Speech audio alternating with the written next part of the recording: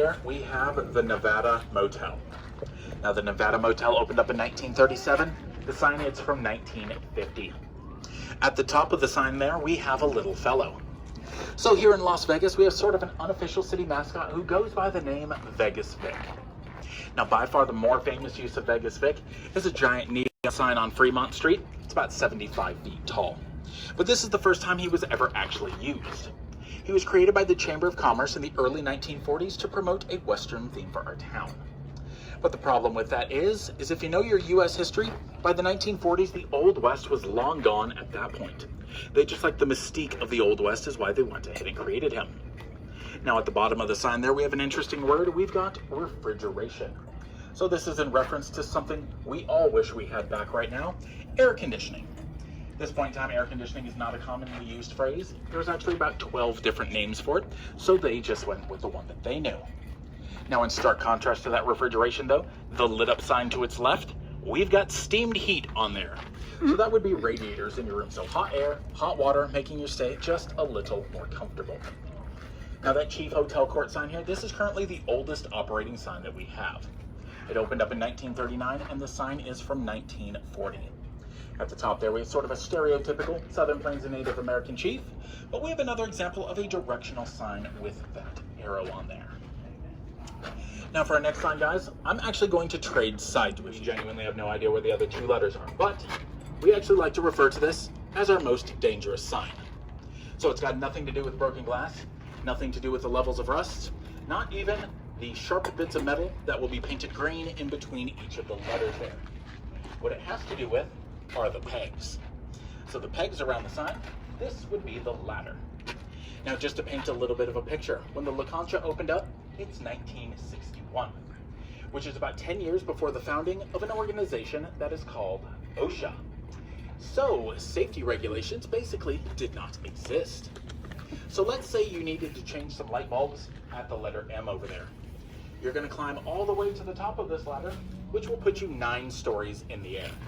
There is nothing harnessing you to the sign, and there's nothing underneath to catch you. There is just you and your strength. Now, once you get to the spot where you need to be, basically, hold on as tight as you can with one hand, and with the other, reach over as far as you can, and you pray you don't get sweaty hands that day. Now, on all 3 of these letters that we have left, this very specific peg will be bent on all 3 of those letters. The reason for that is, with no safety regulations from OSHA, and the fact that this is a double-sided sign, that would mean people would just jump from one side over to the other, because climbing down 9 stories just to climb back up, that is more work. So if ever you guys are at work and you need to get a particular task done, and you know there's a faster way that you can do it, but you can't do it that way because of OSHA violations, you can thank Las Vegas for that, because this was an extremely common practice thing out here in the 1960s. Now the next spot that we're going to be heading on over to is going to be our small business section, guys. Now, what I'm going to ask of you guys is...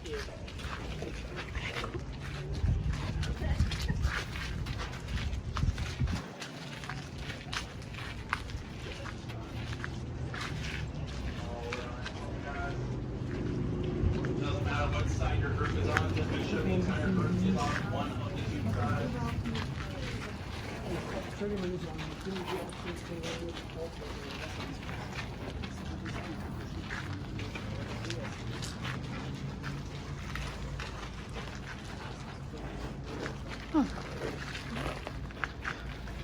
We have a dairy farm.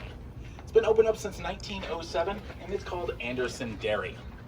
This little guy was their mascot that they used all the way until 1950, and they called him Andy Anderson. Now the reason they stopped using him in 1950, at this point in time, refrigerators are becoming more commonplace, so milkmen weren't as much of a necessity since you could hold on to your own dairy products longer than a day at this point. Their new logo is now a cow that jumps over some stars, and somebody gave the fantastic name of Calci. But yeah, out here in the middle of our very hot desert, we have a dairy farm, actually on Las Vegas Boulevard, about 2 miles out. Now the Green Shack had opened up in 1929, where the owner, Maddie Jones, she was operating a restaurant out of her kitchen window, and in the early 1930s, she wanted to expand. Now during the time of her expansion, there was a lot of change happening out here in Las Vegas. Some of those things would include, in 1931, most forms of gambling had become legalized. Marriage and divorce laws were severely relaxed. You did not need a blood test in order to get married, and you only had to live in the state for 6 weeks before you got a divorce. Now, based on the look that some of you gave, you just learned you used to need blood tests to get married. Probably not as weird of a concept to think about. The whole country had to do it. But the funny thing is, the last 2 states to get rid of it were Alabama and Mississippi, so say about that what you will. But they got rid of it in 2012, so it really wasn't too long ago while this was still happening. We had some other things going on in the 1930s. We had the building of Hoover Dam, and then on December 5th, 1933, Prohibition was repealed. Now, Maddie Jones, this is from Treasure Island. Oh. Now, Treasure Island did open up. Gotta stay on this side of me. Oh, she's trying to leave. Oh, if you want to go ahead. Treasure Island, it opened up in 1993 during a time that has now been labeled as the family-friendly era of Las Vegas. Now, during this time, we had the opening of a lot of resorts. Over the course of 10 years, we had the opening of the Luxor, Excalibur, New York, the relaunch of MGM, the opening of Paris, Stratosphere, and Treasure Island. Now, Treasure Island really went all in with the family-friendly theming. They used to have a big pirate show in the front of the hotel called the Battle of Buccaneer Bay, where you'd have 2 pirate ships shooting cannons at each other, actors flipping into the water. One of the boats would sink. It was a big, big show. Now, the problem during this time, though, odds are, if you're going to advertise to the entire family, that'll mean more than likely the parents, they're probably not going to drink as much. And if they don't drink as much, they're definitely not going to gamble as much, which means Las Vegas does not make its money. And the one rule here in the city is if it doesn't make money, it has to go. So around 2001, we ditched the family-friendly era. Treasure Island here, you get to rebrand to the TI, and we adopt a slogan that some of you may have heard that says, what happens here, stays here. Now, by a very large margin, hello, helicopter. By a very large margin, this skull is our most delicate sign that we have. Now, every single sign in this yard is made out of metal with one exception. Our skull is made out of fiberglass, and this poses some very unique problems. Now, it does not matter what the temperature is outside. If the sun is out, courtesy of all these metal signs just absorbing the heat and bouncing it around like crazy all day, on average, it is anywhere between 5 to 15 degrees hotter in this yard as opposed to just on the other side of the wall over there. So if you guys thought it was warm on your vacation today, be glad you weren't here July 3rd, when it was a very mild 119. And then where we're actually standing at right now is the hottest point in the yard, where it was a nice, cool 131.1 degrees. Now, like I said, this poses some problems for our skull. Now, if I light him on up here, you'll see the dark spots on him, or the different shades that he has going on, especially over here, things like that. Now, these are not different shades of paint. These are very literal burn marks from the sun because since he's made out of fiberglass, it is slowly getting eaten away. Now, he was never intended to be in the desert this long. He was only ever supposed to be out here between 8 to 10 years, but this year is year number 31 for him. So at this point, his heat protective layer has long since worn off.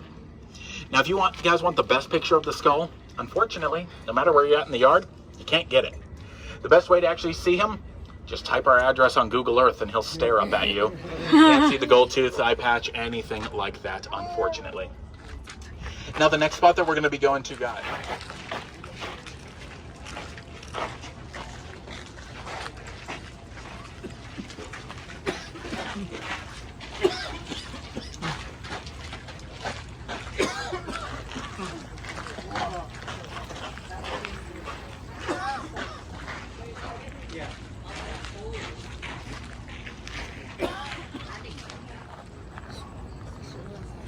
Alright guys, so like I said, I have 5 signs to talk about in this area. So let's get the really obvious one out of the way. Behind me here, we have Stardust. Now, Stardust opened up on July 2nd, 1958, which is about 1 year after Russia launched the Sputnik satellite, which started the worldwide space age craze, helping give design for Stardust. Now, this sign itself, this was never off of the hotel. They had a billboard permanently behind it, advertising to people on the freeway where it was located, and this is from that. Now, we do have the main Stardust sign. We have things like the big 4-pointed star pillar right there. Behind the word Stardust itself, you got the 4-pointed stars with that cloud-shaped thing that's going on. currently, the sign, it is in 9 pieces. We have all the pieces, but we can't put it together, unfortunately. Mainly because it's too big. Now, just for scale, that guitar, it is 82 feet tall. If we put the Stardust sign together, it sits at 188 feet tall and 91 feet wide, so it's just way too big for our little area that we have here. So we have it separated into multiple pieces, decorating all the lots that we have, making it look a little bit prettier. Now, when Stardust opened on up, it wanted to be known for big production shows. It did not just want to be another hotel on the strip. So on opening day, it was allowed to have its giant stage show, the name of which is currently behind you guys. That show was called the Lido de Paris. And if you guys want, you can actually stay on this side because I'm going to force you to turn around again here in a second anyway. Stay on that side. Riviera opened on up. It was 4 times taller than any other hotel in the United States. At the time, it stood an unbelievable 8 stories. So, not big, but when it opened up, it was absolutely massive. Now this Riviera sign here, this is actually the second of the 2 signs that came to us in fully working order. The Riviera, this was Hollywood's best friend out here in Las Vegas. If you have seen any movie filmed between 1958 and 2016, and it featured a scene in any Las Vegas casino, it was not filmed there for a single second. It was filmed at Riviera. Now, pretty much no casino will allow filming on the gaming floor due to security concerns. Riviera didn't care.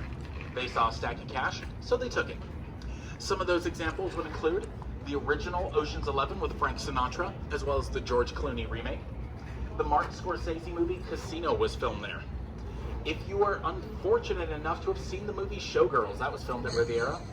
And then the last movie to be filmed there was the 2016 Jason Bourne movie, where they drove a car through the cement exterior wall of the hotel.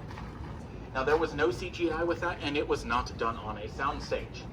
The reason that they were allowed to do that is because 3 days after they finished that shot, we blew it up anyway. So they told them, do whatever you want, just please don't die. So they drove a car through the building itself. Now for our next one, to your guys' left, we've got our genie lamp from the Aladdin Hotel here. Now this is actually where Planet Hollywood is standing today. This is also the same location where Elvis Presley married his wife Priscilla. Yes, Elvis, he had his own Las Vegas wedding. He enjoyed it so much, he's still doing them for people today. And to the right of that one there, we do have our Liberace Museum sign. Also no longer with us, unfortunately, open from 1979 until 2010. Now for our next set of signs, guys, we're all going to shift